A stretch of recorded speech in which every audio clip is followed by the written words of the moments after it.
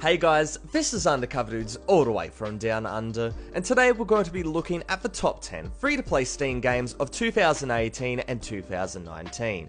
This list will focus on games that are not very well known, and hence the following games will not be included: Warframe, Path of Exile, Dota 2, Team Fortress 2, Paladins, Shadowverse, VR Chat, and War Thunder. For reference, many of those games are better than the ones I'm going to be talking about today. It's just going over them would be redundant given how popular these titles are. However, if you haven't played Warframe, Path of Exile, and Dota 2, then I highly suggest to, as these games are by far the best free-to-play Steam games that are out right now. But with all of that said, let's go and get into the top 10 list. And if I missed out any games that you guys think should be on this list, tell me in the comment section below. Dreadnought is a futuristic space battle game, similar to World of Warships but in the sky, with the player taking control of a massive spacecraft with a variety of weapons and abilities. There are many ships that you can choose from, each with drawbacks and advantages in categories such as speed and size. Combat is epic, with positioning and target selection being key, along with the ability to allocate power on the fly to weapons, shields and engines. Be wary that, like many games in this genre, the grind is painful and pay to win exist. However, for a quick 10-minute match, Dreadnought holds up pretty well. Fallout Shelter on the surface is simple: build and manage your own vault as the leader and coordinator. Gameplay revolves around keeping the citizens of the vault very happy by providing power, food and water. You can rescue dwellers from the wasteland and assign them to different sections of the vault according to the stats. And while this isn't a completely fully fledged title like some of the other games on this list, Fallout Shelter is the perfect distraction during a match queue or if you want to go and kill some time. Battle Royale is the theme for 2018, and Cuisine Royale is the first of two Battle Royale games that makes this top 10 list. However, don't be confused because this isn't your typical BR game. Originally starting as just an April Fool's joke, Cuisine Royale has turned into a completely fully fledged title that holds up quite well. Movement and combat is functional, while performance is smooth and really playable. However, the main draw to this game is around the looting, where instead of picking up armor, you pick up kitchen utensils, like pans and colanders, and to go and round it out, there is a decent variety of weaponry as well. Overall, Cuisine Royale is a bit of a meme. It's a bit of a meme take on the Battle Royale genre, but it's a fun one at that, and fantastic for a quick match with your friends. While Smite isn't a new game by any stretch of the word, as it was released on Steam in 2015, it's a game I haven't mentioned much on this channel and it generally flies under the radar. The easiest way to explain Smite is that it's a third-person MOBA, i.e. something like League of Legends or Dota 2, but from the third-person perspective. In reality, this is a crude definition, as Smite is actually much more than this, with an emphasis put on precise movement and accurately landing attacks. With tons of characters of players, a dedicated fanbase, and a substantial esports scene, Smite is a MOBA worth playing if the more mainstream titles aren't cut out for you. Combat Arms was one of the most popular free-to-play first-person shooters back in the day, before its fall from grace. The Reloaded update in 2017 attempted to revive the game, however only now in 2018 has the update come into its own, bringing back a taste of the old school gameplay we once loved. Weapon balance has been reworked, evening out the playing field, along with a large portion of the weapon base being completely free and not requiring any in-game or real-life currency. While not completely its former self, Combat Arms Reloaded is a very big step in the right direction. The gameplay was never an issue and it's retained throughout this update. Fast, fun and chaotic with a ton of maps and a ton of modes. So overall, Combat Arms Reloaded is definitely a first person shooter worth trying for old and new fans. World of Tanks, World of Warplanes and now World of Warships. The wargaming roster is expansive and the latest addition to this series is just as impressive as the others. Focusing on massive team-based PvP naval combat, World of Warships follows the familiar trend of shoot, destroy and unlock, with there being over 200 vessels to try out. The gameplay, graphics and sound are astounding and shows why wargaming is the best at making these type of games. However, be warned, the grind to unlock vessels and tiers is quite painful, especially as a free-to-play user, and payment is almost like required at some point in order to go and progress.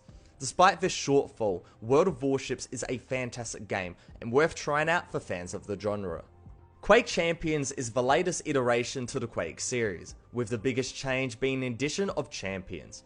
While similar in concept to heroes from Overwatch, the characters in Quake Champions affect the gameplay to less of an extent, with a moderate cooldown ability breaking up the gameplay. With that said though, the majority of the focus is towards the classic Quake combat and movement, which admittedly has been changed a bit for Quake Champions, but still retains the DNA of titles such as Quake Live and Quake 3, along with an abundance of modes and classic maps.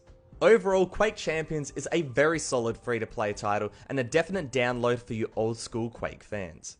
Anyone that has played an Asian free-to-play first-person shooter will instantly recognize the movement and gun mechanics of Black Squad, as it's quite similar to games like Crossfire and more noticeably CSGO. This means that skill is the determining factor, with one-shot, one-kill headshots and lethal one-shot snipers being the standard. Compared to when I last checked this game out last year, the amount of modes and maps have exploded, with there being a larger variety of ways to experience Black Squad. Of particular significance is the inclusion of clan battles and a ranked mode, which is perfectly fair with a lack of pay to win as the only monetization is through skins. Overall, Black Squad has earned its place as the most popular free-to-play first-person shooter on Steam, and for good reason. The game is solid, fun, and has a very high skill cap, perfect for casual TDM and hardcore players. MapleStory. I remember playing the original many years ago, the massively popular side-scrolling MMO with a hardcore and dedicated fanbase. But as Nexon does, the game started to slide, and it fell off considerably, but that's where MapleStory 2 comes in.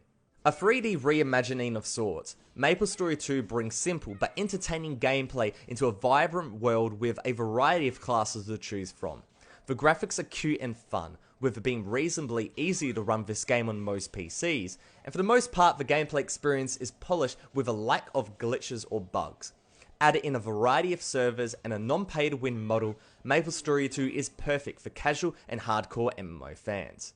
And now we have the honourable list, and this is where I get a little bit sad, because the first one on our list is Dirty Bomb, and this is a game that I've loved for such a long time, but simply I just can't recommend the game anymore. Why, you may say? Well, the developer Splash Damage have officially stopped development, and thus no more updates will be released. This is really sad given how good the base gameplay of Dirty Bomb is. It's just a string of terrible decisions by the developers have ruined any chance of this game becoming great again.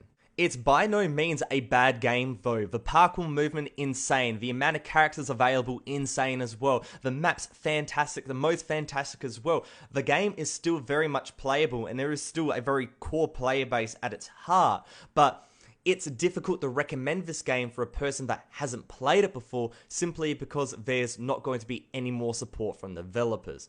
But with that said, it is still a fantastic free-to-play first-person shooter and definitely like in my top 5, not for games I'd recommend, but for games that I really do cherish and love. The second game I'm going to be talking about is Creative Destruction, and it's basically Fortnite, but like worse and better in some aspects, and that's like pretty much it. Originally a mobile game, but now ported to the PC, Creative Destruction provides a similar but like diluted experience to Fortnite. The main draw for this game is that a lot of players can't go and meet the Fortnite minimum specifications because the computers are toasters. With Creative Destruction, the graphics are considerably worse, and that makes it quite easy to go and play this game on computers that can't go and run Fortnite. Despite this, the gameplay itself actually holds up quite well. It's actually kind of enjoyable, and it's very much like copycatting what Fortnite has gone and done, so it's not bringing, any ounce of creativity or anything like that, despite the name, ironically. But, it holds up sufficiently well as a battery hour game, and if you have younger kids that you don't have a console, your computer can't go and run it, put them on this game, and they'll get their Fortnite fix one way or another. Coming in at the number 1 spot, we have got Ring of Elysium. Do you want PUBG, but more optimized and free to play? Well, Ring of Elysium is for you. This game very much feels like a slightly faster paced version of PUBG, as the movement is realistic but the pace is being increased, it's not just as sluggy as PUBG. The combat is snappy and the time to kill is fast.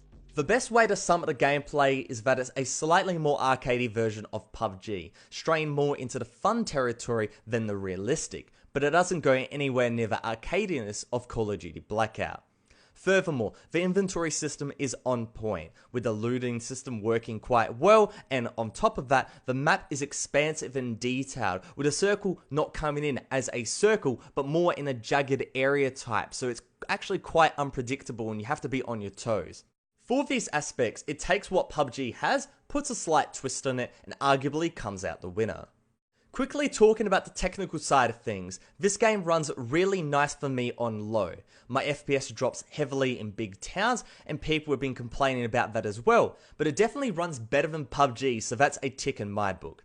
I honestly don't care much about graphics, but the game looks really nice to me, with a snowy playing field looking absolutely beautiful even on low settings.